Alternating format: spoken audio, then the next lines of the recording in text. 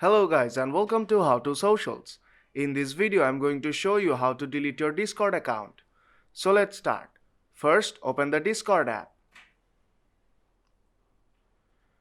Before moving forward, you have to remember that prior to deleting your account, you have to delete or transfer the ownership of your servers.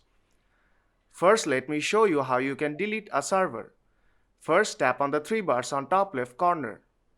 Then tap on the three dots at the top of the screen. And then tap on the settings icon.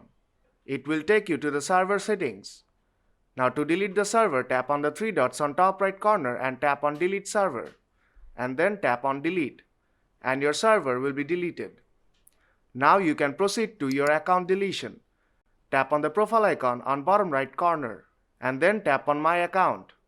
Now scroll down to the bottom. And you'll see the option delete account. Tap on that and you have to enter your password. And then tap on delete and your account will be immediately deleted permanently. So if this video helped you out, then don't forget to leave a like and see you in the next tutorial.